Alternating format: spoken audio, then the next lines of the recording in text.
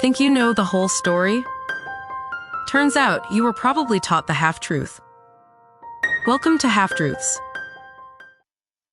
Close your eyes for a moment. Picture a behemoth of steel and rivets, 4 city blocks long, gliding through the icy darkness of the North Atlantic. Its thousands of portholes cast a warm golden glow onto the frigid water. This is the RMS Titanic, a name that even a century later doesn't just signify a ship, it signifies a story, a warning, a modern fable we all learned as children in history class, or maybe from a blockbuster movie with a very catchy theme song. And at the heart of that fable is one single arrogant word: unsinkable. The ship of dreams, they called it.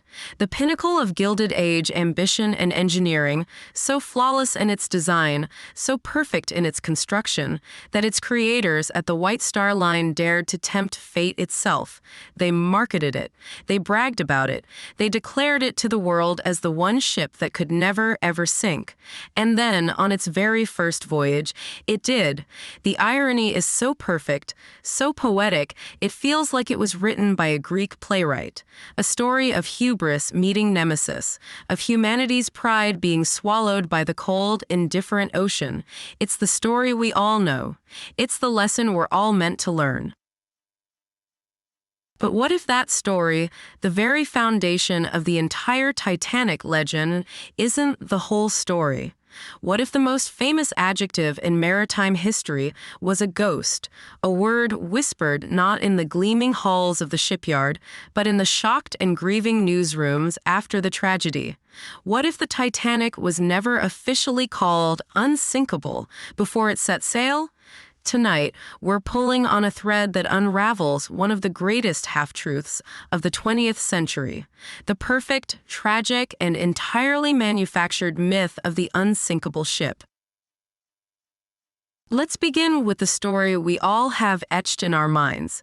It is the dawn of the 20th century, a time of unprecedented technological optimism. The Industrial Revolution has given way to an era of titans of industry, titans of finance, and now, titans of the sea. The transatlantic passenger trade is booming, a fierce competition between rival shipping lines. In one corner, you have Cunard Line, with its record-breaking duo, the Lusitania and the Mauretania, prized for their blistering speed. In the other, you have the White Star Line, which decides on a different strategy. They won't compete on speed. They'll compete on size, comfort, and above all, safety. Their answer is the Olympic class of ocean liners. The Olympic, the Britannic, and the crown jewel, the Titanic. When the Titanic is completed, it is the largest man-made moving object in the world. Its sheer scale is almost impossible to comprehend. It's a floating palace with opulent suites, a grand staircase crowned with a glass dome, a swimming pool, a gymnasium, and Turkish baths. It represents the absolute zenith of luxury and modern engineering.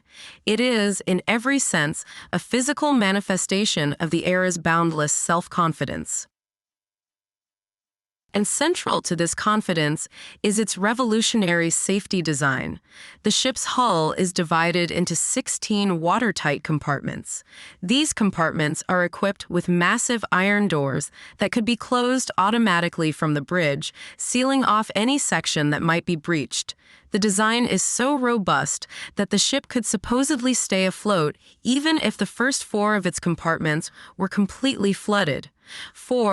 An accident of that magnitude was considered virtually impossible. This wasn't just a ship, it was a fortress against the sea.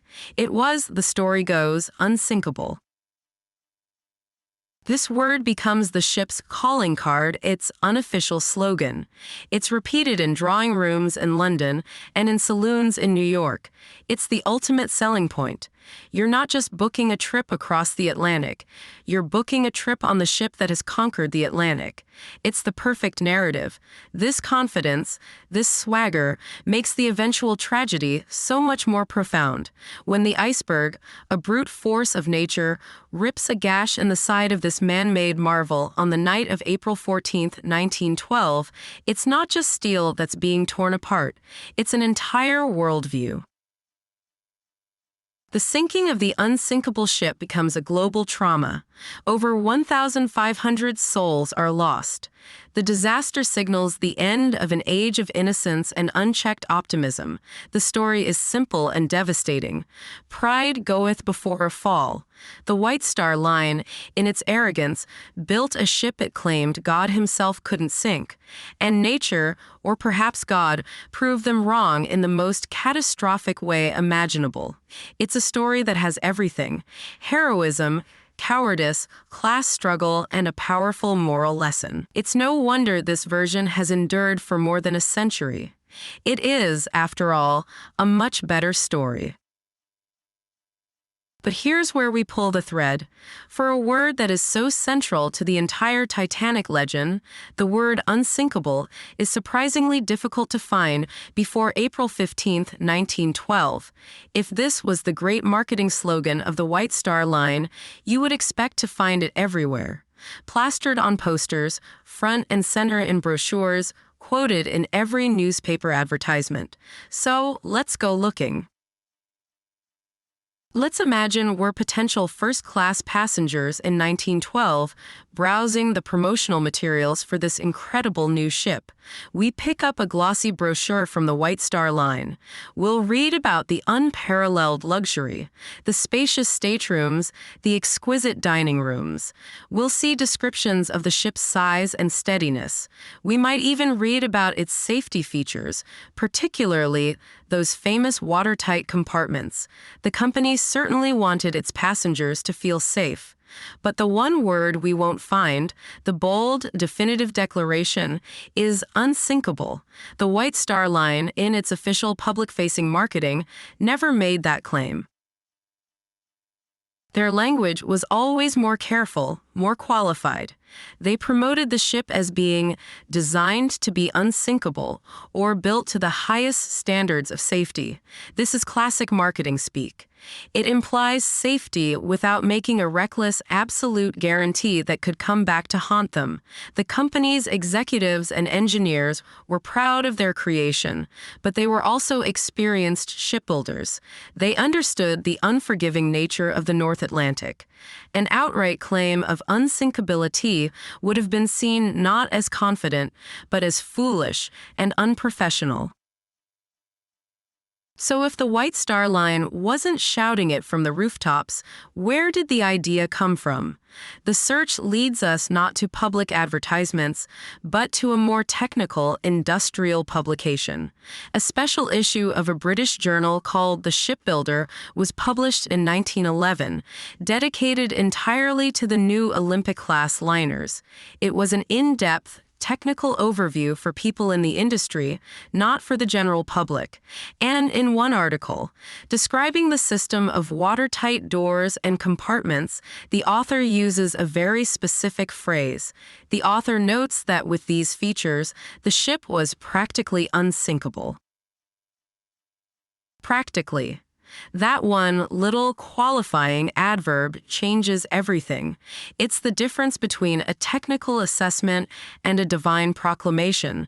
To an engineer, practically unsinkable means that under most foreseeable circumstances, the ship is designed to withstand damage that would sink lesser vessels. It's a statement about superior design, not a challenge to the laws of physics.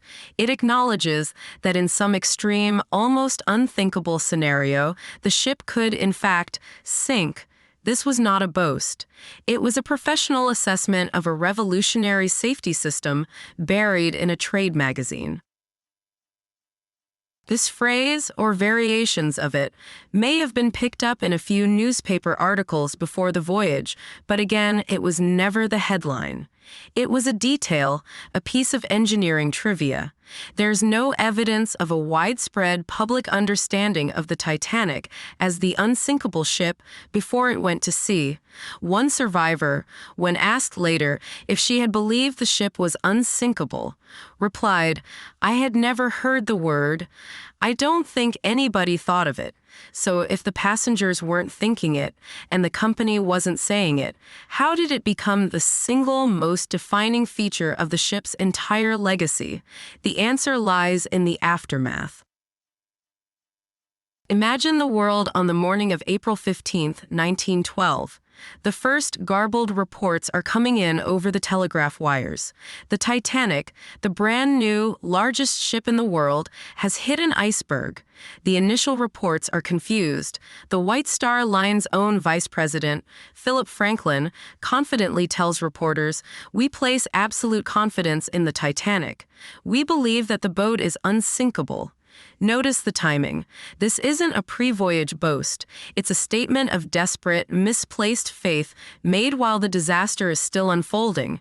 He, like everyone else, simply cannot process the idea that a ship so advanced could be lost. Then the terrible truth becomes clear. The ship is gone, and with it more than 1,500 people. The shock is seismic. The public's disbelief turns to horror, and then to a desperate need for answers. How could this happen? How could the pinnacle of modern technology be defeated so easily? The world needed a story to make sense of the senseless, and in that moment of collective trauma, the narrative began to form. Newspaper editors, scrambling for an angle to explain the unthinkable, found one. They latched onto that obscure phrase from the shipbuilder. They took the qualified technical assessment, practically unsinkable, and dropped the qualifier. Headlines across the world screamed the terrible irony. Unsinkable ship sinks on maiden voyage. The word was everywhere. It was simple, it was dramatic, and it offered a clear, if brutal, explanation. It wasn't just a tragic accident. It was a cosmic joke. It was a morality play about the folly of human pride. The story of arrogance was far more compelling than the complex, messy reality. The real story involved a chain of failures, warnings about ice fields that were not heeded, a ship traveling too fast for the conditions, a shortage of binoculars for the lookouts, a rudder that was perhaps too small for a ship of that size, and, most damningly, a catastrophic lack of lifeboats. The regulations were so outdated that the Titanic actually carried more lifeboats than was legally required, yet still only enough for about half the people on board.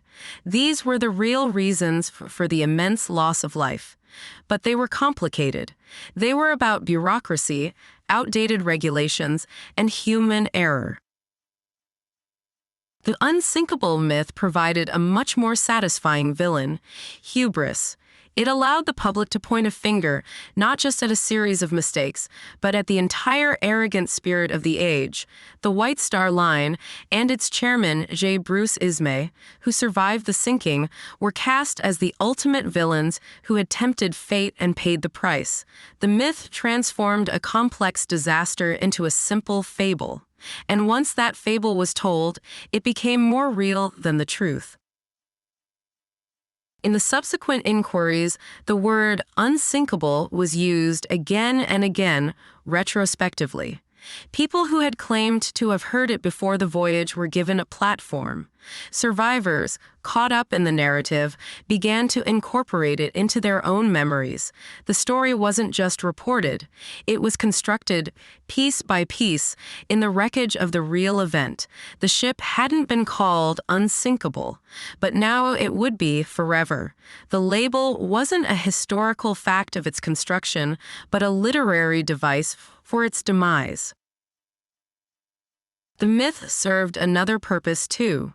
It deflected from the uncomfortable truths about class, the fact that a first-class passenger had a far greater chance of survival than a third-class passenger was a brutal indictment of the social structure of the time. Over 60% of first-class passengers survived, compared to only 25% of those in steerage. But the story of hubris was a great equalizer. In that narrative, everyone, from the richest millionaire to the poorest immigrant, was a victim of the same arrogant folly. It was a more palatable, less revolutionary story to tell. And so, the half-truth was born and cemented into history. The Titanic was the ship they said couldn't sink. This detail makes the movie more dramatic, the museum exhibits more poignant, the entire event more mythic. It provides a neat, tidy lesson for us to take away, but it obscures the far more important and far more human lessons about the dangers of cutting corners, of ignoring warnings, and of putting blind faith in technology without preparing for the possibility of its failure. The real ship wasn't sunk by hubris.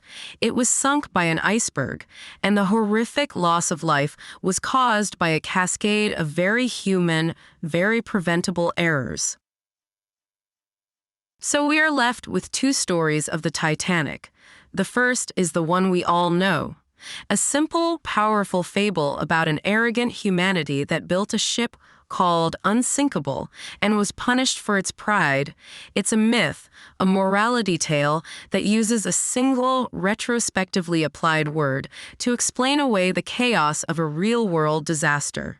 It's a story that is easy to tell and easy to remember.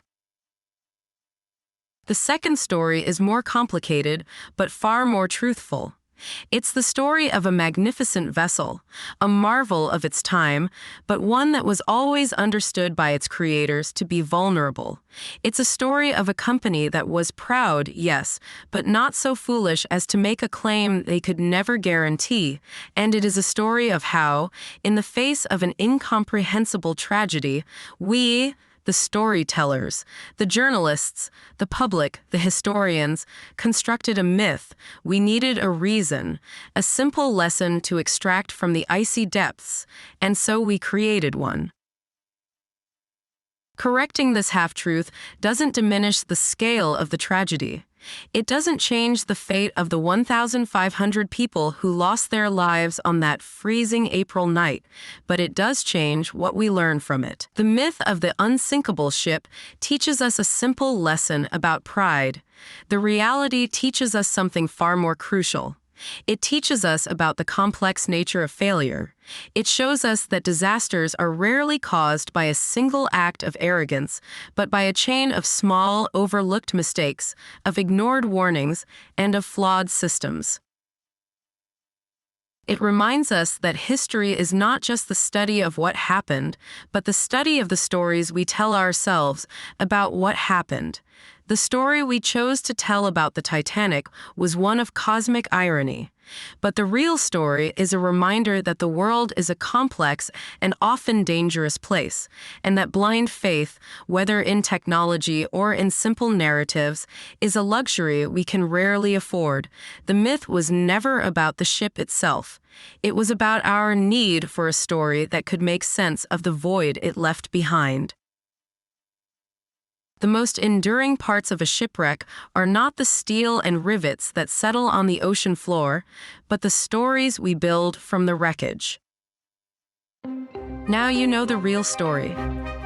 What other half-truths are still out there? If you enjoyed this episode, please subscribe, leave a comment, and join us next time. Until then, stay curious.